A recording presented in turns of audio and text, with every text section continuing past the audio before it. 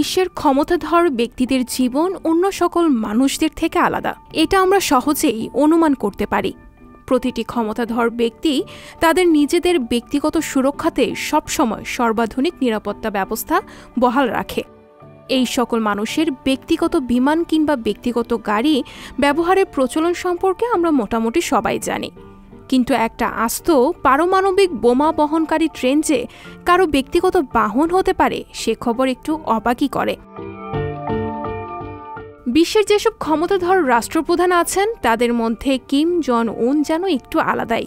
খ্যাপাটে আচরণ কিংবা পারমাণবিক অস্ত্রের ভয় দেখিয়ে শত্রুকে চুপ রাখার জুড়ি মেলা ভার তার। সবাই যখন এই বিজ্ঞানের অগ্রযাত্রায় সবসময় দ্রুত গতির বাহন খুঁজে নাজেহাল, তখন কিম জন উন কেন ঘণ্টায় ৫৯ কিলোমিটার গতিতে ২০ ঘণ্টা ব্যয় করে রাশিয়া যাচ্ছেন? এমন প্রশ্ন এখন সবার মনে।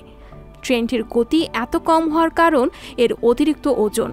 তবে অতিরিক্ত ওজনের কারণ অনুসন্ধান করতে গেলেই দেখা যায় এর আসল রহস্য। এটি দৃশ্যত একটি ট্রেন হলেও আদতে এটিকে বলা হয় উত্তর কোরিয়ার ভাসমান সংস্কার। পারমাণবিক অস্ত্র বোঝাই বগি থেকে শুরু করে রাশিয়ান, চাইনিজ, কোরিয়ান, জাপানি কিংবা ফরাসি যে কোনো খাবারের ব্যবস্থা সবকিছুই রয়েছে এটিতে। উত্তর কোরিয়া প্রধানের ট্রেনে নিশ্ছিদ্র নিরাপত্তার জন্য আছে প্রশিক্ষিত বাহিনী। একটি ট্রেনে কিমের নিরাপত্তার জন্য যতজন নিরাপত্তা বাহিনীর সদস্য রয়েছে তা বিশ্বের অনেক দেশের রাষ্ট্রপ্রধানের নেই। সোভিয়েত নির্মিত ২টি হেলিকপ্টার ট্রেনের যাত্রাপথে সার্বক্ষণিক টহল দিয়ে নজরদারি করে। যাত্রাপথের সম্মুখে কোনো সমস্যা আছে কিনা তা তদারকি করতে সামনে একটি ট্রেন থাকে, আবার কিমের পেছনেও থাকে আরেকটি ট্রেন যেখানে বিভিন্ন কর্মী ও দেহরক্ষীরা অবস্থান নেন। বিশেষ এই ট্রেনের জন্য উত্তর কোরিয়াতে বিশেষভাবে রেল স্টেশন বানানো হয়েছে। পরিবার থেকে উত্তরাধিকার সূত্রে পাওয়া এই ট্রেন দিয়েই কিম বিশ্বের অন্যান্য সকল রাষ্ট্রপ্রধানের সাথে সাক্ষাৎ করেন। তাছাড়া তার দাদা ও বাবাও ট্রেন ব্যবহার করে যাতায়াত করতেন।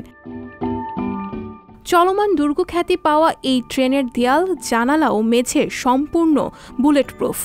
যে কোনো ধরনের ভারী বিস্ফোরণেও অক্ষত থাকার ক্ষমতা রয়েছে এই ট্রেনের।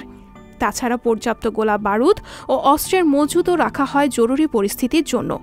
ট্রেনটিতে একটি কনফারেন্স রুম, ছোট থিয়েটারের সাথে একাধিক বেডরুম আছে। স্যাটেলাইট ফোনের সংযোগ থাকায় নেটওয়ার্ক নিয়ে কোনো দুশ্চিন্তাও থাকে না। রাশিয়ার ভোস্টোচনি কসমোড্রোমে ভ্লাদিমির পুতিনের সাথে কিম জন উনের বৈঠক চলছে। বৈঠকে তাদের দুই দেশ সম্পর্কে সামগ্রিক আলোচনা করার কথা রয়েছে। এরই মধ্যে কিম পুতিনকে জানিয়েছেন যে তারা সর্বদা রাষ্ট্রপতি পুতিনের সিদ্ধান্তে সমর্থন করবে এবং রাশিয়ার পাশে যে কোনো লড়াইয়ে থাকবে। আন্তর্জাতিক ডেস্ক, সংবাদ প্রকাশ। সংবাদ, ফিচার ও অনুষ্ঠানের জন্য ভিজিট করুন সংবাদ প্রকাশের ওয়েবসাইট এবং যুক্ত থাকুন ফেসবুক পেজ ও ইউটিউব চ্যানেলের সঙ্গে।